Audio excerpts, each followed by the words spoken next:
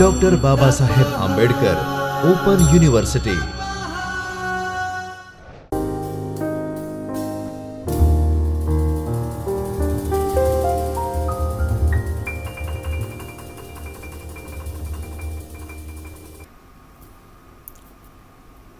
નમસ્કાર વિદ્યાર્થી મિત્રો, હું doctor Paresh Chauhan, assistant professor સમાજશાસ્ત્ર વિભાગ, doctor Baba Saheb Ambedkar open university Ahmedabad.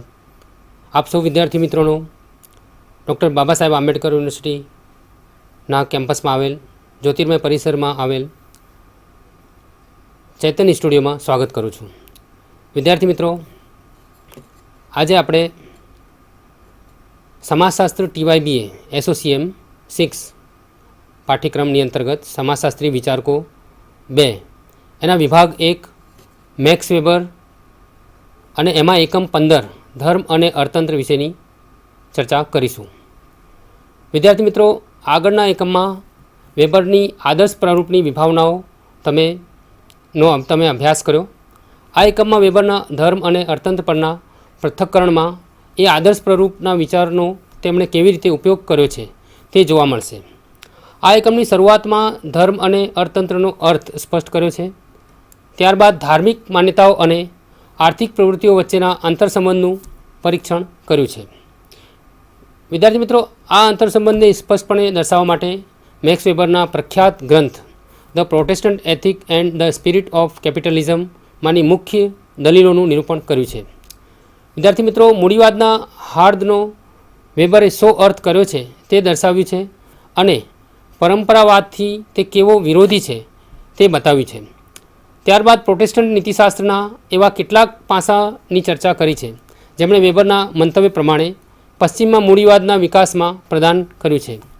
ધર્મની માન્યતાઓ અને આર્થિક પ્રવૃત્તિ વચ્ચેના સંબંધને વધુ આગળ સ્પષ્ટ કરવા માટે મેં વેબરના 3 તુલનાત્મક ધાર્મિક અભ્યાસોનું એટલે કે ચીનના કોન્ફ્યુશિયન ધર્મ, પ્રાચીન પશ્ચિમ એશિયાનો યહૂદી ધર્મ અને ભારતના હિન્દુ ધર્મનું વર્ણન કર્યું છે. છેલ્લે ધર્મ અને અર્થતંત્ર પરના તેમના વિચારોનું મૂલ્યાંકન કર્યું છે. વિદ્યાર્થી મિત્રો, હવે જોઈએ આપણે શરૂ કરીએ છીએ ધર્મ અને અર્થતંત્રથી ચર્ચાની શરૂઆત. ધર્મ અને અર્થતંત્ર, તેનો અર્થ અને આંતરસંબંધ હવે જોઈશું. વિદ્યાર્થી મિત્રો, આ પેટા વિભાગમાં મેં ટૂંકમાં ધર્મ અને અર્થતંત્ર શબ્દોનો શો અર્થ કર્યો છે તેની ચર્ચા કરી છે. આ બે શબ્દોની વ્યાખ્યા કર્યા બાદ પછીના પેટા વિભાગમાં વેબરે દર્શાવેલા ધર્મ અને અર્થતંત્ર વચ્ચેના સંબંધ અંગેના પ્રાથમિક વિચારો રજૂ કર્યા છે. ધર્મનો, વિદ્યાર્થી મિત્રો, ધર્મ શબ્દ દ્વારા ઉચ્ચ સામાજિક તત્વ અંગેના તેમજ તેની મનુષ્યના જીવન પર થતી અસર અંગેના વિચાર અને માન્યતાઓનો સંકુલ, જેમાં મનુષ્યોને હંમેશા કેટલાક પ્રશ્નો અને કટોકટીઓનો સામનો કરવાનો આવે છે, કેમ કે તેમની તર્કસંગત સમજૂતી તેઓ મેળવી શકતા નથી. પ્રિય વ્યક્તિ કેમ મૃત્યુ પામે છે, સજ્જનને શા માટે સહન કરવું પડે છે અને દુર્જન શા માટે સમૃદ્ધ બને છે, કુદરતી પ્રકોપો શા માટે બનતા હોય છે, આવા મુશ્કેલ પ્રશ્નોનો ધાર્મિક માન્યતાઓ ઉચ્ચ સામાજિક બાબતો જે છે કે જેને આપણે અહીં સમજવાનો છે તેનો ઉત્તર આપતા હોય છે. એ બાબતે આપણે અહીં ચર્ચા કરીશું. મનુષ્યની આસ્થાની ચકાસણી કરવાની તે ઈશ્વરની રીત છે અથવા આગળના જન્મમાં કરેલા પાપોની એ સજા છે. ધાર્મિક માન્યતાઓ જીવનને અર્થપૂર્ણ બનાવે છે. પોતાની જાત વિશેના તેમજ વિશ્વ વિશેના પ્રશ્નોનો ઉત્તર મેળવવામાં તે મદદરૂપ બને છે. તે વર્તન અમુક માર્ગદર્શન કરે છે, કેટલાક વર્તનના નિયમો આપે છે અને વ્યક્તિઓને તેમનું પાલન કરવાના આદેશ આપે છે.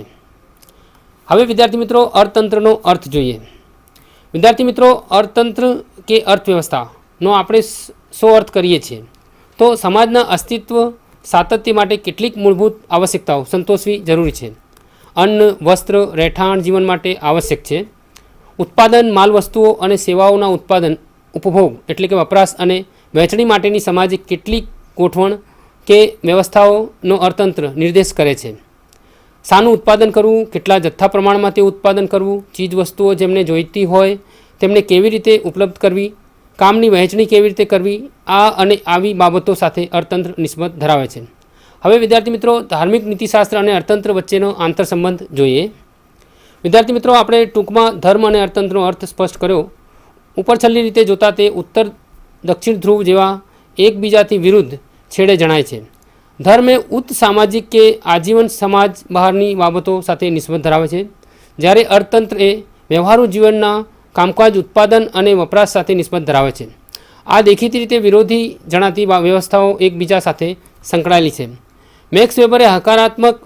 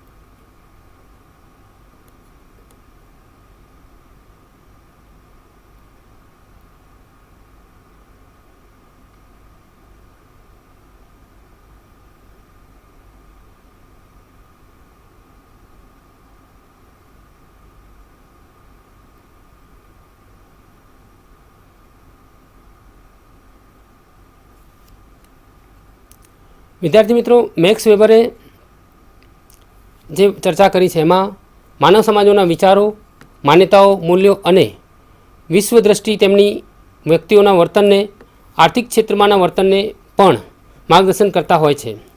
આગળ દર્શાવ્યું તેમ ધર્મ વર્તનના કેટલાક માર્ગદર્શક નિયમો કે ધોરણો નક્કી કરી આપે છે. આ માર્ગદર્શક આદેશ પ્રમાણે જે તે ધર્મના અનુયાયીઓને તેમની પ્રવૃત્તિઓને સાચી દોરવણી અભિમુખતા મળી રહે છે. દરેક ધર્મવ્યવસ્થાના ધાર્મિક નીતિશાસ્ત્રમાં આ માર્ગદર્શક આદેશોનો સમાવેશ થતો હોય છે. આપણા સમાજનું દૃષ્ટાંત આપીને વેબરે રજૂ કરેલું નિરૂપણ હવે જોઈએ. સ્વાસ્થ્ય નિષ્ણાત કદાચ એવું સૂચવી શકે કે ભારતના લોકો જો ગાયનું માંસ ખાય તો દેશના ભૂખ અને કુપોષણ અને અપોષણના પ્રશ્ન હળવા બને, પરંતુ મોટાભાગના હિન્દુઓને ગાયની કતલનો વિચાર સુદ્ધા માત્ર વિદ્રોહ જગાવનારો અને તત્કાળ તેઓ તેને નાપસંદ કરી ફેંકી દે તે પ્રકારનો લાગશે. આમ ગાયની કતલ આર્થિક દૃષ્ટિએ તર્કસંગત કે બુદ્ધિગમ્ય જણાય છે, પરંતુ કેટલાક નિર્ણયો લેવામાં મૂલ્યો અને વિચારો એટલે કે ગાય એ પવિત્ર છે એ વિચાર સ્પષ્ટપણે ભાગ ભજવતા હોય છે. આપણી માન્યતાઓ અને મૂલ્યો આપણા વર્તનને અમુક ઢાંચામાં ઢાળે છે. ધાર્મિક માન્યતાઓ અને આર્થિક વર્તન વચ્ચેની આ કડીને વેબરે તેમના અભ્યાસમાં સ્પષ્ટપણે રજૂ કરી છે. વિદ્યાર્થી મિત્રો, હવે જોઈએ પ્રોટેસ્ટન્ટ ધર્મનું નીતિશાસ્ત્ર અને મૂડીવાદનું હાર્દ. તો વિદ્યાર્થી મિત્રો, વેબરે પ્રોટેસ્ટન્ટ નીતિ સૂત્રો અને મૂડીવાદના હાર્દ વચ્ચે હકારાત્મક સંબંધ દર્શાવ્યો. વેબરના મંતવ્ય પ્રમાણે પાશ્ચાત્ય મૂડીવાદે એ પ્રોટેસ્ટન્ટ નીતિ સૂત્રોની અમુક ધાર્મિક માન્યતા તંત્ર પર આધારિત હોય અમુક આકાર પકડ્યો. વેબરે દલીલ કરી કે પ્રોટેસ્ટન્ટ નીતિશાસ્ત્ર એ મૂડીવાદના હાર્દ સાથે ગાઢ રીતે સંકળાયેલું છે. આ આંતરસંબંધને સ્પષ્ટપણે અભિવ્યક્ત કરવા માટે વેબર બંનેના પ્રોટેસ્ટન્ટ નીતિશાસ્ત્ર અને મૂડીવાદના હાર્દના આદર્શ પ્રરૂપની રચના કરી. વેબરે મૂડીવાદના હાર્દનો શો અર્થ કરે છે તે હવે સમજીએ. તો હવે જોઈએ મૂડીવાદનું હાર્દ. વિદ્યાર્થી મિત્રો, લોકો શા માટે કામ કરે છે? મોટાભાગના લોકો ઉત્તર આપશે કે પૈસા કમાવા માટે, અલબત્ત આપણા અને આપણા કુટુંબોના ભરણ પોષણ માટે. તેમને અન્ન, વસ્ત્ર અને રહેઠાણ મળી રહે તે માટે આપણે પૈસા કમાઈએ છીએ. જીવનને વધુ જીવવા યોગ્ય, આનંદમય બનાવવા માટે જરૂરી કેટલીક સુખ સગવડો અને મોજ શોખની બાબતો પ્રાપ્ત કરવા માટે પણ આપણે પૈસા કમાતા હોઈએ છીએ. સંપત્તિ કે નફાની ઈચ્છા એ માનવ ઇતિહાસ જેટલી જૂની છે.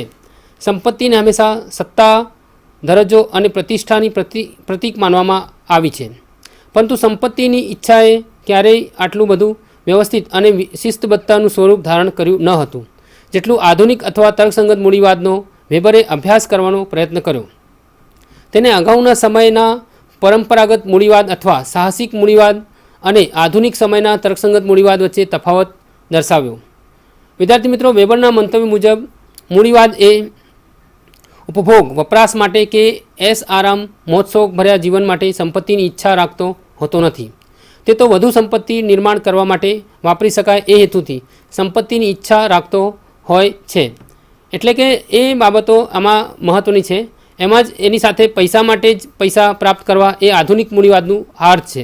અને મૂડીવાદ એ ઉત્પાદનની તર્કસંગત ગોઠવણી કે વ્યવસ્થા પેદા કરીને અમર્યાદ નફાનો સંગ્રહ કરવાનું ધ્યેય રાખતી અર્થવ્યવસ્થા છે.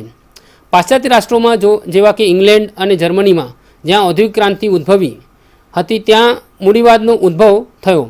ફેક્ટરી વ્યવસ્થાનો વિકાસ, ઉત્પાદનની નવી ટેકનિક કે પદ્ધતિઓ, નવા ઓજાર, હથિયાર અને યંત્રોને કારણે મૂડીપતિઓ કે માલિકો અઢળક પૈસો કમાઈ શક્યા. ઉત્પાદન પ્રક્રિયાની તર્કસંગત રીતે ગોઠવણી કરવી આવશ્યક બન્યું. બીજી રીતે કહીએ તો કાર્યક્ષમતા અને શિસ્તબદ્ધતા અનિવાર્ય બન્યા. કામદાર તો નફાનું ધ્યેય સિદ્ધ કરવા માટેનું સાધન બન્યો. કામ પ્રત્યેનું વલણ એવું બન્યું કે કામ સારી રીતે કરવું જોઈએ કે કેમ કે કામદારે તે કરવું જોઈએ. તેમાં એટલે કે કામમાં અંતર્ગત બદલો એટલે કે સંતોષ મળે છે. માટે લોકવિખ્યાત જાણીતી અમેરિકન કહેવત પ્રમાણે જે કંઈ કરવા લાયક છે તે સારી રીતે કરવા લાયક છે. કામ આ વલણને ટૂંકમાં રજૂ કરે છે. સખત પરિશ્રમ અને કાર્યક્ષમ કામ એ પોતે જ ધ્યેય છે. વેબરે કાર્યના આ નીતિશાસ્ત્રને અન્ય પ્રકારના એટલે કે પરંપરાવાદી નીતિશાસ્ત્રના વિરોધમાં રજૂ કર્યું. અહીં વધુ પગાર માટે ઓછું કામ કરવાનું, શ્રમને બદલે આરામને વધુ પસંદ કરે છે. તેઓ કામની નવીન પદ્ધતિઓ કે ટેકનિકો અજમાવવા માટે યા તો અશક્તિમાન છે અથવા અનિચ્છા ધરાવે છે. આગળ દર્શાવ્યું છે તે પ્રમાણે મૂડીવાદમાં મૂડીવાદી કામદારને ધ્યેય પ્રાપ્ત કરવા માટેના સાધન તરીકે ગણે છે, પરંતુ પરંપરાવાદમાં કામદાર માલિક વચ્ચેનો સંબંધ અનૌપચારિક, સીધો કે પ્રત્યક્ષ અને વ્યક્તિગત સ્વરૂપનો હોય છે. વિદ્યાર્થી મિત્રો, પરંપરાવાદ મૂડીવાદના વિકાસને અવરોધે છે, કેમ કે મૂડીવાદ એ વ્યક્તિવાદ, નવી શોધખોળ અને અસ્તિત્વ અવિરત નફાની પ્રાપ્તિ માટે પુરુષાર્થ પર ભાર મૂકે છે. આગળ વર્ણવ્યા પ્રમાણે પરંપરાવાદ એ ઉત્પાદનની નવી, ઘણી ઓછી કાર્યક્ષમતા અને શિસ્તબદ્ધતાના લક્ષણો ધરાવતી વ્યવસ્થા છે. આપણે હમણાં જોયું કે મૂડીવાદનું હાર્દ એવા કાર્યના નીતિશાસ્ત્રમાં છે જ્યાં સંપત્તિનો સંગ્રહ સંપત્તિ માટે જ કરવામાં માને છે. આમ કરવા માટે કામને કાર્યક્ષમ અને શિસ્તબદ્ધ રીતે ગોઠવવાની આવશ્યકતા રહે છે. સખત મહેનત કે પરીક્ષા એ સદ્ગુણ બને છે અને તેમાં જ અંતર્ગત સંતોષ કે બદલો મળી રહે છે. પરંપરાવાદથી વિરુદ્ધ મૂડીવાદના હાર્દમાં વ્યક્તિવાદ, નવીન શોધખોળ, સખત પરિશ્રમ અને સંપત્તિને પ્રાપ્ત કરવાનો પુરુષાર્થ સંપત્તિ માટે જ હોય જેવા લક્ષણો સમાયેલા છે. આમ તે આર્થિક નીતિશાસ્ત્ર બને છે જે પહેલાં ભૂતકાળમાં ક્યારેય નથી જોવા મળ્યું. પ્રોટેસ્ટન્ટ નીતિશાસ્ત્રનો અર્થ એટલે કે પ્રોટેસ્ટન્ટ ધર્મના મુખ્ય નીતિસૂત્રો કે સિદ્ધાંતોનો અર્થ વેબર શો કરે છે, હવે તે સમજીએ. તો વિદ્યાર્થી મિત્રો, હવે જોઈએ આપણે આ રીતે પ્રોટેસ્ટન્ટ ધર્મનું નીતિશાસ્ત્ર મૂડીવાદના વિકાસ પર અસર કરતા લક્ષણો. વિદ્યાર્થી મિત્રો, કેટલીક ઐતિહાસિક વિગતો સ્પષ્ટ કરી લઈએ. પ્રોટેસ્ટન્ટવાદ એ શું છે? તે વિરોધનો ધર્મ છે.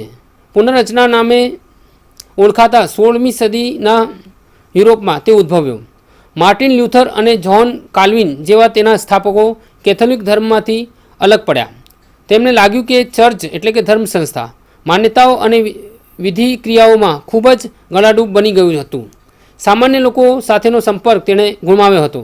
ધર્મ સંસ્થા લોભ, લાંચ રૂશ્વત જેવા દુર્ગુણોથી ઘેરાઈ હતી. પાદરી કે ધર્મગુરુઓની જીવનશૈલી રાજકુમારોને વધુ છાજે તેવી બની ગઈ હતી. સમગ્ર યુરોપમાં પ્રોટેસ્ટન્ટ સંપ્રદાય ફૂટી નીકળ્યા અને તેમણે ધર્મ સંસ્થાના નાબૂદ થયેલા હાર્દને ફરીથી મેળવવાનો પ્રયાસ કર્યો. તેમણે સાદગી, કરકસર અને ભક્તિભાવ પર ભાર મૂક્યો. ફ્રાન્સના જ્હોન કાલ્વિને સ્થાપેલ કાલ્વિનવાદ એ એવો એક સંપ્રદાય હતો. ઇંગ્લેન્ડમાં કાલ્વિનના અનુયાયીઓ પ્યુરિટનો તરીકે ઓળખાતા હતા. તેઓ ઉત્તર અમેરિકા ખંડમાં સ્થળાંતર કરી ગયા અને અમેરિકાના રાષ્ટ્રના સ્થાપકો બન્યા. વેબર દર્શાવે છે કે પશ્ચિમમાં મોટે ભાગે પ્રોટેસ્ટન્ટ લોકોએ શિક્ષણ અને વ્યવસાયમાં ભારે પ્રગતિ આપી હતી અને ભારે પ્રગતિ મેળવી હતી. તેઓ ઉચ્ચ સ્થાને વિરાજમાન અમલદારો, સૌથી વધુ કુશળતા ધરાવનાર કામદારો અને આગળ પડતા ઉદ્યોગપતિઓ હતા. તેમના ધર્મમાં એવું શું હતું જે તેમને આવી પ્રગતિ આપવાની પ્રેરણા પૂરી પાડતું હતું? તો વેબરે એ અંગે વિચાર્યું અને તેને પુરવાર કરવા પ્રયાસ કર્યો. મૂડીવાદના જે પ્રવાહમાં વેબરે સૌથી વધુ રસ દાખવ્યો હતો તે કાલ્વિનવાદ હતો. તેના મુખ્ય લક્ષણોનું પરીક્ષણ આપણને દર્શાવી શકે કે ધર્મ અને અર્થતંત્ર વચ્ચે કેવું જોડાણ છે. આગળ આપણે હમણાં જણાવ્યું તે પ્રમાણે ધર્મ અને અર્થતંત્ર વચ્ચેનો સંબંધ દર્શાવતા પહેલાં અથવા તો આ દ્રષ્ટાંતમાં મૂડીવાદના હાર્દ અને કાલ્વિનવાદ વચ્ચેનો સંબંધ દર્શાવતા પહેલાં આપણે કાલ્વિનવાદના મુખ્ય લક્ષણોની ચર્ચા હવે વિદ્યાર્થી મિત્રો કરીશું. તો વિદ્યાર્થી મિત્રો, હવે આપણે જોઈએ કાલ્વિનવાદના મુખ્ય લક્ષણો.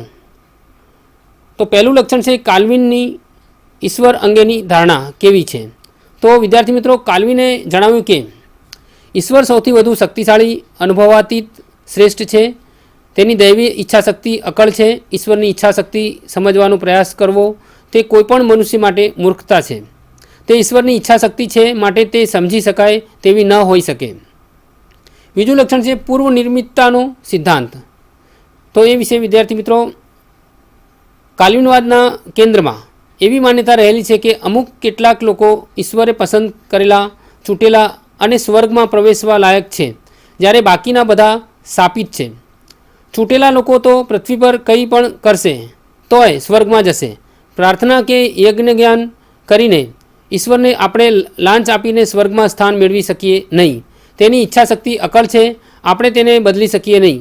આવા ચુસ્ત કડક ધર્મના અનુયાયીઓમાં પ્રવૃત્તિ અસલામતીની કલ્પના કરો.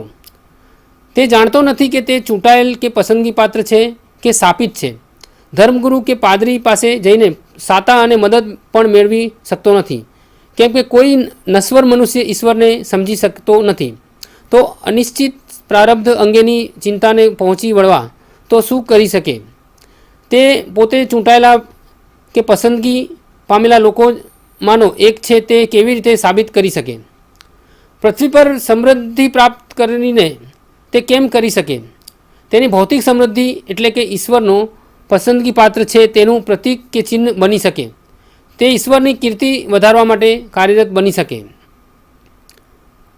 ત્રીજું લક્ષણ છે કાલ્વિનવાદ અને ઇહલોકી સંન્યસ્ત. તો વિદ્યાર્થી મિત્રો, સંન્યસ્તનો કડક સ્વશિસ્ત, નિયંત્રણ અને ઈચ્છાઓ પર વિજય એવો અર્થ થાય છે. પ્રોટેસ્ટન્ટવાદમાં, ખાસ કરીને કાલ્વિનવાદમાં, વેબરને આ ઇહલોકી સંન્યસ્તની શોધ થઈ. પર્યાવરણ પર અંકુશ મેળવવા માટે તે કડક સ્વશિસ્ત પર ભાર મૂકે છે. તે સાદી, કરકસરયુક્ત જીવનશૈલી અને સખત પરિશ્રમની ભલામણ કરે છે. આ જગતમાં કે ઇન્દ્રિયોના સુખો તરફ તીવ્ર અણગમો કે કમકમાટીથી જુએ છે. સારા વસ્ત્રો, નાચગાન, નાટ્યગ્રહ અને નવલકથાઓ રાક્ષસો એટલે કે દાનવો પાસેથી આવ્યા છે એમ કહે છે, કેમ કે તે મનુષ્યને ઈશ્વરની કીર્તિ વધારવા માટે કામ કરવામાંથી બીજી દિશામાં વાળી જાય છે. હાસ્યની માનવીય અભિવ્યક્તિ તરફ પણ તીવ્ર અણગમો દર્શાવવામાં આવતો હતો, ભવા ચડાવવામાં આવતા હતા.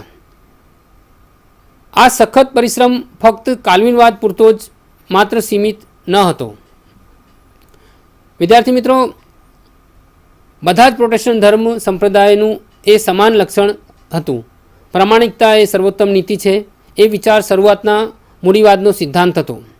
વેબર મેથોડિસ્ટ સંપ્રદાયનું દૃષ્ટાંત આપે છે, જેમાં તેના અનુયાયીઓને કેટલીક બાબતોનો નિષેધ ફરમાવવામાં આવે છે, જેવી કે પહેલી છે ખરીદી કે વેચાણ કરતી વખતે શાબ્દિક ટપાટપી, કચકચ કે ભાવતાલ કરવા. બીજું છે આવશ્યક કરવેરા અને જકાત ઇત્યાદિ ભર્યા વગર ચીજવસ્તુઓનો વેપાર કરવો. ત્રીજું છે દેશના કાયદામાં પરવાનગી હોય તેના કરતાં વધુ વ્યાજનો દર લગાવવો. ચોથું છે પૃથ્વી પર ખજાનો સંગ્રહિત કરવો, રોકાણની મૂડીને થાપણની સંપત્તિમાં રૂપાંતરિત કરવી.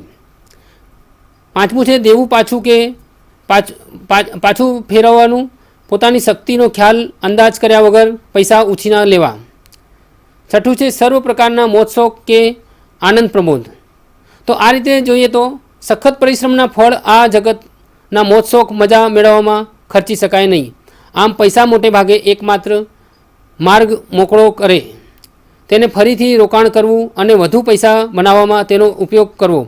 એક ક્ષણ સુદ્ધા આળસમાં વેડફી નાખવાની નહીં, કેમ કે કામ એ જ પૂજા છે અને સમય એ પૈસો છે. હવે ચોથું જોઈએ આપણે વ્યવસાયનો ખ્યાલ. યુનિવર્સિટીનો સ્નાતક ઝાડુવાળા સફાઈ કામદારની નોકરી સ્વીકારશે? સંભવ છે કે ના? આપણે શા માટે સફાઈ કામદાર કે કચરો એકત્ર કરનારનું કામ ખૂબ જ નીચું અને ગંદુ અપવિત્ર છે એવું મોટાભાગના માનતા હોય છે, જ્યારે બીજી તરફથી કાલ્વિનવાદી નીતિસૂત્ર પ્રમાણે સર્વ પ્રકારનું કામ મહત્ત્વનું તથા પવિત્ર છે. તે માત્ર કામ નથી, તે એક વ્યવસાય, મિશન કે જીવન કાર્ય છે અને નિખાલસપણે સચ્ચાઈથી અને લગ્નથી કે ભક્તિભાવપૂર્વક તે કરવું જોઈએ. અત્યાર સુધી આપણે વેબર વિશ્વ અંગેના અધિભૌતિક દ્રષ્ટિ અને અમુક ઢબની આર્થિક પ્રવૃત્તિ વચ્ચેના ગાઢ સંબંધનું વર્ણન કેવી રીતે કરે છે તે જોયું. હવે જોઈએ કેલ્વિનવાદીઓમાં આ સંબંધ ખાસ ધ્યાન ખેંચે તેવો જોવા મળે છે. વેબર કેલ્વિનવાદ નીતિસૂત્રો એટલે કે નીતિશાસ્ત્રને ટૂંકાણમાં 5 મુદ્દાઓ દ્વારા રજૂ કર્યું છે. પહેલું છે અનુભવથી પર ગૂઢ એવો કેવળ ઈશ્વર અસ્તિત્વમાન છે. તેણે વિશ્વ ઉત્પન્ન કર્યું અને તે તેનું શાસન કરે છે, પણ તે મનુષ્યોના મર્યાદિત મનને માટે અકળ અને દુર્ગમ કે અલભ્ય છે. બીજું છે આ સર્વશક્તિમાન અને ગૂઢ ઈશ્વરે આપણને દરેકને માટે મોક્ષ કે શાપ અગાઉથી નિર્ધારિત કરી રાખ્યા છે. તેથી આપણે આપણા કર્મો કે કામ દ્વારા દૈવી નિર્ણય બદલી શકતા નથી. આપણે જન્મ્યા તે પહેલાં તે નિર્ણય લેવાઈ ચૂક્યો હતો. ત્રીજું છે ઈશ્વરે તેની પોતાની કીર્તિ માટે વિશ્વ ઉત્પન્ન કર્યું છે. પાંચમું છે મનુષ્ય પછી તેને સ્વર્ગ મળવાનું હોય કે શાપ મળવાનો હોય, ઈશ્વરની કીર્તિ માટે કાર્ય કરવું જોઈએ અને આ પૃથ્વી પર ઈશ્વરનું રાજ્ય ઉત્પન્ન કરવું જોઈએ. પાંચમું છે પાર્થિવ વસ્તુઓ, માનવ સ્વભાવ અને માંસ એ પાપ અને મૃત્યુના ક્ષેત્રમાં આવે છે અને મનુષ્યને દેવી કૃપા દ્વારા જ મુક્તિ મળી શકે છે. આ રીતે આની મદદથી શિસ્તબદ્ધ અને નિષ્ઠાવાન કામદારોનું દળ ઉત્પન્ન થયું. તેના સિવાય મૂડીવાદ ઉદ્ભવ્યો ન હોત. સખત મહેનત, બચત અને પુનઃરોકાણ તથા સમૃદ્ધ બનવાની ઈચ્છાને મૂડીવાદના હાર્દ સાથે ગાઢ સંબંધ છે. તે આપણે આગળ પણ જોયું છે. વિદ્યાર્થી મિત્રો, હવે વેબર જે સંબંધ પ્રસ્થાપિત કરવાનો પ્રયાસ કરે છે તે જોઈએ. વિચારો માનવ વર્તણૂક પર અસર કરે છે અને માનવ વર્તણૂકને તેની પાછળ રહેલા વિચારોના સંદર્ભમાં સમજી શકાય છે. રાત દિવસ કામ કરવું અને શ્રમના ફળનો ઉપભોગ ન માણવો એ આપણા પૈકી ઘણા બધાને અતાર્કિક લાગે, પણ આપણે જો પૂર્વ નિર્ણિતતાનો સિદ્ધાંત ધ્યાનમાં રાખીએ તો અને ઈશ્વરની પોતાને માટે પસંદગી સાબિત કરવા માટે સમૃદ્ધ બનવાની જરૂરિયાતને ધ્યાનમાં રાખીએ તો આ અતાર્કિક વર્તનનો અર્થ સમજાય છે. અગાઉ આપણે દર્શાવ્યું છે તેમ ધાર્મિક માન્યતાઓ વર્તન માટેના માર્ગદર્શક સિદ્ધાંતના ધોરણો રજૂ કરે છે અને અમુક રીતે વર્તન કરવા માટે તો આપણને પ્રોત્સાહિત પણ કરે છે કે પ્રેરે છે. વિદ્યાર્થી મિત્રો, વેબરના ધર્મ પરના તુલનાત્મક અભ્યાસો હવે જોઈએ. વિદ્યાર્થી મિત્રો, તમે અત્યારે એક તરફ ધાર્મિક નીતિશાસ્ત્ર અને બીજી તરફ આર્થિક વેતન વચ્ચેના સંબંધનો અભ્યાસ કર્યો. હવે વિશ્વના દેશોના વિવિધ ધર્મોનું તુલનાત્મક અભ્યાસ દ્વારા વેબર તેમના આ મંતવ્યોને કેવી રીતે સમર્થન આપે છે, સત્ય સાબિત કરે છે તે જોઈએ. આ પેટા વિભાગમાં વેબરના પ્રાચીન ચીનના કોન્ફ્યુશિયનવાદ, પ્રાચીન ભારતના હિન્દુ ધર્મ અને પ્રાચીન પેલેસ્ટિયન એટલે કે પશ્ચિમ એશિયાનો યહૂદી ધર્મ અંગેના અભ્યાસોનું વર્ણન આપણે કરીશું. હવે પહેલું જોઈએ આપણે વિદ્યાર્થી મિત્રો ચીનનો કન્ફ્યુશિયન ધર્મ. વિદ્યાર્થી મિત્રો, પ્રાચીન ચીનમાં વ્યવસ્થિત રીતે વિકસેલું અર્થતંત્ર હતું. વેપાર, વાણિજ્ય, નાણાતંત્ર અને ઉત્પાદન ખૂબ જ વિકસિત હતા. આ ભૌતિક સંજોગની ઉપસ્થિતિ છતાં પશ્ચિમના પ્રકારનો મૂડીવાદ ત્યાં વિકસ્યો નહીં. તો પ્રશ્ન થાય છે કે આવું કેમ ન બન્યું? તો વેબરના મંતવ્ય પ્રમાણે કોન્ફ્યુશિયનનું નીતિશાસ્ત્ર એટલે નીતિસૂત્રોને કારણે તેમ બન્યું નહીં. કોન્ફ્યુશિયનવાદના વિચારોને નીચે પ્રમાણે આપણે આ પ્રમાણે ટૂંકાણમાં કહી શકીએ. પહેલું છે વિશ્વ કે બ્રહ્માંડની વ્યવસ્થામાં માન્યતા એમાં હતી. બીજું છે મનુષ્ય કુદરત અને બ્રહ્માંડ એટલે કે વિશ્વ સાથે સુસંવાદ સાધવાનું ધ્યેય રાખવું જોઈએ. ત્રીજું છે વર્તન પરંપરાથી નિર્ધારિત થવું જોઈએ. ભૂતકાળમાં બધું જ ડહાપણ ભળેલું છે એવું પણ તેઓ માનતા હતા. અને ચોથું છે કૌટુંબિક અને સગાઈ સપણના સંબંધોને તથા કર્તવ્યોની કદી ઉપેક્ષા કરવી જોઈએ નહીં. તો આ રીતે એમના એ લક્ષણો હતા. હવે એમાં આગળ જોઈએ તો સુસંવાદ, પરંપરાવાદ અને કૌટુંબિક કર્તવ્યો પરનો ઝોક એ નફા માટે અવિરત નફો મેળવવાના પુરુષાર્થથી તદ્દન વિરોધી છે. ખરેખર મૂડીવાદનું હાર્દ કદાચ અશિષ્ટ વર્તન તરીકે ગમ્યું હોત. હવે જોઈએ પશ્ચિમ એશિયાનો યહૂદી ધર્મ.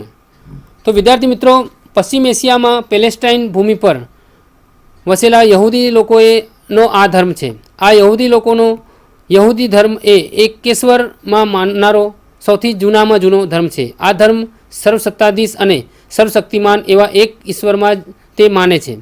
યહૂદી લોકો પોતાને ઈશ્વર અથવા જદવહેદ પસંદગીપાત્ર કે ચૂંટાયેલા લોકો તરીકે માને છે. તેઓ બધા જ ઈશ્વરના પસંદગીપાત્ર છે અને તેમણે આ પૃથ્વી પર ઈશ્વરનું રાજ્ય સ્થાપવા માટે પ્રયત્નશીલ રહેવું જોઈએ એવું યહૂદી લોકો માને છે અને આ માન્યતા તેમને એકબદ્ધતામાં બાંધે છે.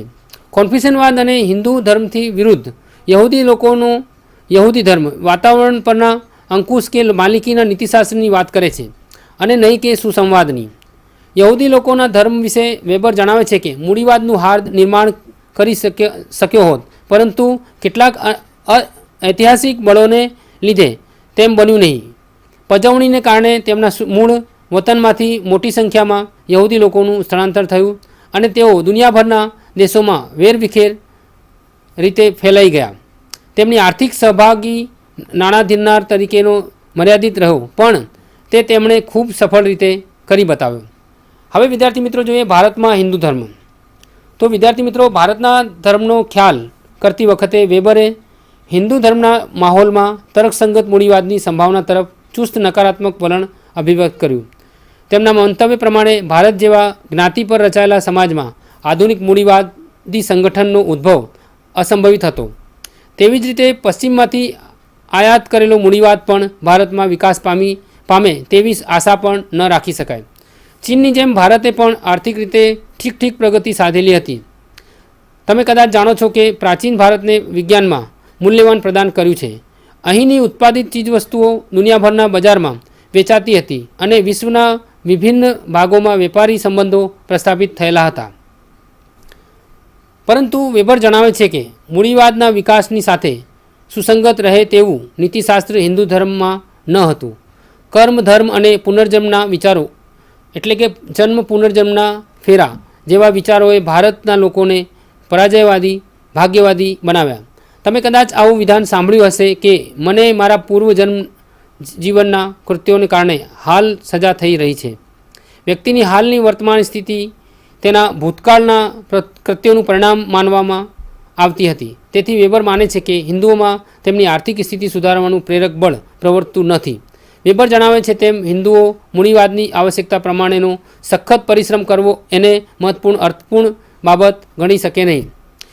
હિન્દુઓનો મોક્ષ અથવા મુક્તિનો આદર્શ દર્શાવે છે કે આપણે આપણી ઐહિક ઈચ્છાઓ, વાસનાઓને નાબૂદ કરીએ ત્યારે જ આપણો આત્મા મુક્તિ પામી શકે. ભૌતિક જગતને, સંસારને તે માયા કે ભ્રામિકવાદી માને છે. આ માયાજાળ કે ઈચ્છાઓની શ્રેણીમાંથી મુક્ત થઈએ ત્યારે આપણે ખરું સુખ પામી શકીએ.